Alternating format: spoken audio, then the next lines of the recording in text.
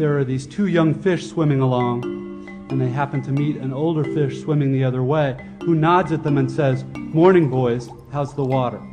And the two young fish swim on for a bit, and then eventually one of them looks over at the other and goes, "What the hell is water?" The point of the fish story is merely that the most obvious, important realities are often the ones that are hardest to see and talk about. Stated as an English sentence, of course, this is just a banal platitude. But the fact is that in the day-to-day trenches of adult existence, banal platitudes can have a life or death importance. The plain fact is that you graduating seniors do not yet have any clue what day in, day out really means. There happen to be whole, large parts of adult American life that nobody talks about in commencement speeches. One such part involves boredom, routine, and petty frustration. The parents and older folks here will know all too well what I'm talking about. By way of example, let's say it's an average adult day, and you get up in the morning, go to your challenging white-collar college graduate job, and you work hard for 8 or 10 hours, and at the end of the day you're tired and somewhat stressed, and all you want is to go home and have a good supper and maybe unwind for an hour and then hit the sack early, because of course you have to get up the next day and do it all again. But then you remember there's no food at home. You haven't had time to shop this week because of your challenging job. And so now, after work, you have to get in your car and drive to the supermarket. It's the end of a work day, and the traffic is apt to be very bad. So getting to the store takes way longer than it should. And when you finally get there, the supermarket is very crowded, because of course it's the time of day when all the other people with jobs also try to squeeze in some grocery shopping. But you can't just get in and quickly out. You have to wander all over the huge, overlit store's confusing aisles to find the stuff you want, and you have to maneuver your junky cart through all these other tired, hurried people with carts, etc., cutting stuff out because it's a long ceremony, and eventually you get all your supper supplies, except now it turns out there aren't enough checkout lanes open, even though it's the end of the day rush. So the checkout line is incredibly long, which is stupid and infuriating, but you can't take your frustration out on the frantic lady working the register, who is overworked at a job whose daily tedium and meaninglessness surpasses the imagination of any of us here at a prestigious college. But anyway, you finally get to the checkout line's front, and you pay for your food and get told to have a nice day in a voice that is the absolute voice of death. And then you have to take your creepy, flimsy plastic bags of groceries in your cart with the one crazy wheel that pulls maddeningly to the left, all the way out through the crowded, bumpy, littery parking lot, and then you have to drive all the way home through slow, heavy, SUV-intensive rush hour traffic, etc. Everyone here has done this, of course, but it hasn't yet been part of you graduates' actual life routine, day after week, after month, after year. But it will be. And many more dreary, annoying, seemingly meaningless routines besides. But that is not the point. The point is that petty, frustrating crap like this is exactly where the work of choosing is going to come in. Because the traffic jams and crowded aisles and long checkout lines give me time to think. And if I don't make a conscious decision about how to think and what to pay attention to, I'm going to be pissed and miserable every time I have to shop. Because my natural default setting is the certainty that situations like this are really all about me. About my hungriness and my fatigue and my desire to just get home. And it's going to seem for all the world like everybody else is just in my way. And who are all these people in my way? And look at how repulsive most of them are, and how stupid and cow-like and dead-eyed and non-human they seem in the checkout line. Or at how annoying and rude it is that people are talking loudly on cell phones in the middle of the line.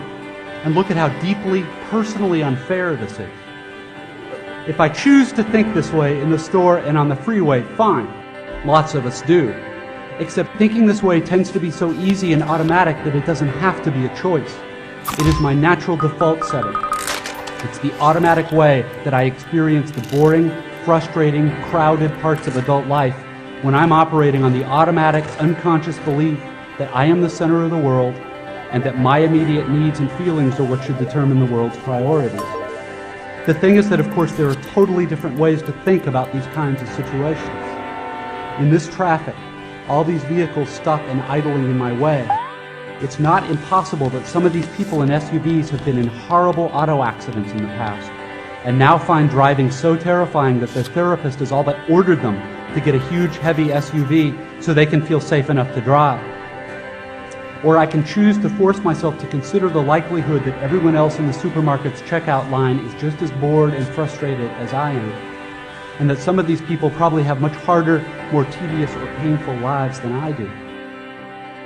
Again, please don't think I'm giving you moral advice, or that I'm saying you're supposed to think this way, or that anyone expects you to just automatically do it, because it's hard. It takes will and effort, and if you are like me, some days you won't be able to do it, or you just flat out won't want to. But most days, if you're aware enough to give yourself a choice, you can choose to look differently at this fat, dead-eyed, over-made-up lady who just screamed at her kid in the checkout line. Maybe she's not usually like this. Maybe she's been up 3 straight nights holding the hand of her husband who's dying of bone cancer. Or maybe this very lady is the low-wage clerk at the motor vehicles department who just yesterday helped your spouse resolve a horrific, infuriating red tape problem through some small act of bureaucratic kindness. Of course, none of this is likely, but it's also not impossible. It just depends what you want to consider. If you're automatically sure that you know what reality is and who and what is really important, if you want to operate on your default setting, then you, like me, probably won't consider possibilities that aren't annoying and miserable. But if you've really learned how to think, how to pay attention, then you will know you have other options. It will actually be within your power to experience a crowded, hot, slow, consumer hell-type situation as not only meaningful, but sacred, on fire with the same force that lit the stars. Love, fellowship, the mystical oneness of all things deep down. Not that that mystical stuff's necessarily true. The only thing that's capital T true is that you get to decide how you're going to try to see it. This, I submit, is the freedom of real education, of learning how to be well-adjusted. You get to consciously decide what has meaning and what doesn't. That is real freedom. That is being educated and understanding how to think. The alternative is unconsciousness, the default setting, the rat race, the constant gnawing sense of having had and lost some infinite thing.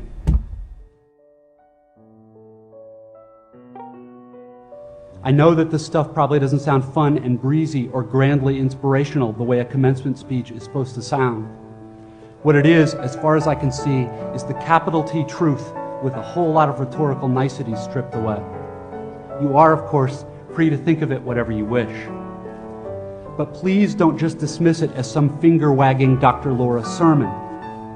None of this stuff is really about morality or religion or dogma or big fancy questions of life after death. The capital T truth is about life before death. It is about the real value of a real education, which has almost nothing to do with knowledge and everything to do with simple awareness. Awareness of what is so real and essential, so hidden in plain sight all around us all the time, that we have to keep reminding ourselves over and over, this is water. This is water.